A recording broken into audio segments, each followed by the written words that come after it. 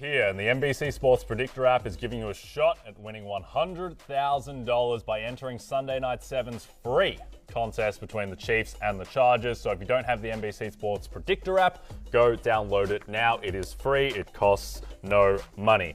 All right, Matthew, let's answer some of these predictor questions. I'm going to start.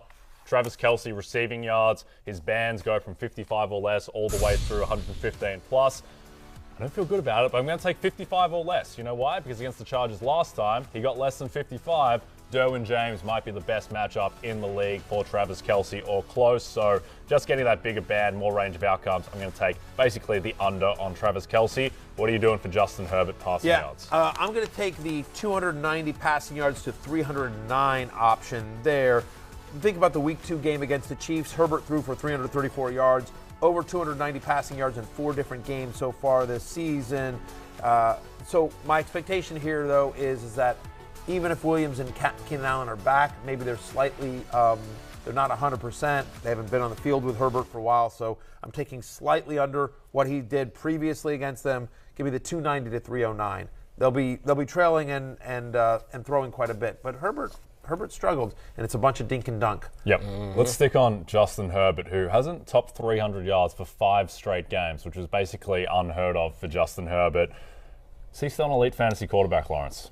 He still can be. And you just mentioned not throwing for 300 yards in 5 games. That's happening despite in those 5 games averaging 44 passes a game. That's a lot of passes not to throw 300 yards. Also, has only thrown 5 TDs. He keeps dumping it off. That's the problem. Yep.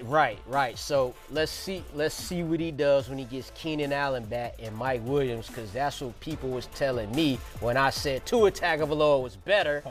So, but yeah, he could still be that. Just get your weapons back. Let's see what happens. Yeah. What do you think, Matthew? You're not cutting the cord on Justin Herbert? No, you're absolutely not. Yeah, You're can't absolutely cut the not. But cord.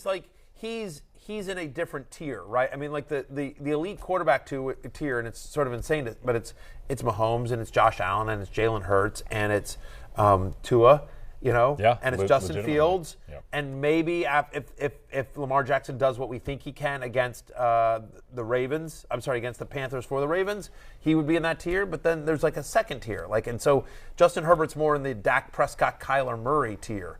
I think, than he is in that elite tier as well. But speaking of Patrick Mahomes, Jay, I want to ask you about this.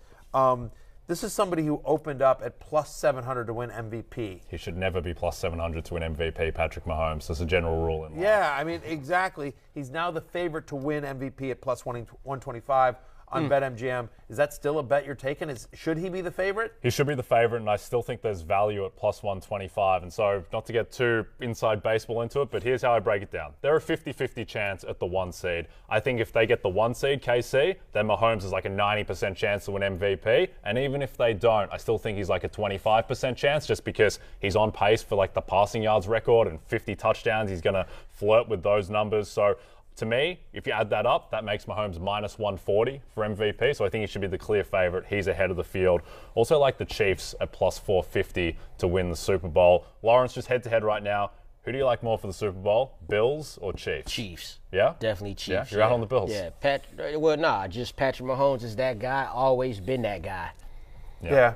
I still kind of leaning the Bills. I want to see what happens this week. The Chiefs are playing great, but I do feel like everyone's just – so many fluky things had to happen for the Vikings to win that game. You know what I mean? Including Justin Jefferson coming up with the catch of the century. If he doesn't make that catch on 4th and 18, the game's over. Yep. I think as well with the Bills, people are forgetting they're really banged up on defense right now, particularly in the secondary. Let's see when those guys come back, if they're still blowing games at that point. And also, Josh Allen is throwing the ball up for grabs every week, which is kind of a part of his game. He does have that gunslingery aspect to his game, but he's not going to be throwing 2 picks every week. So he didn't practice all week. Yeah. He didn't practice all week, and so as the arm gets healthier as well.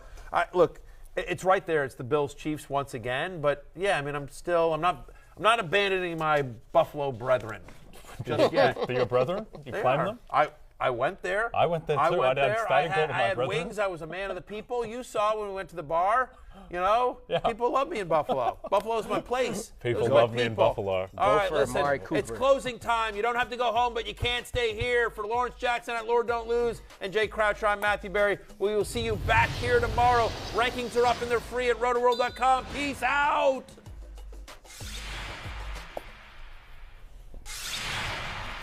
Thanks. Listen.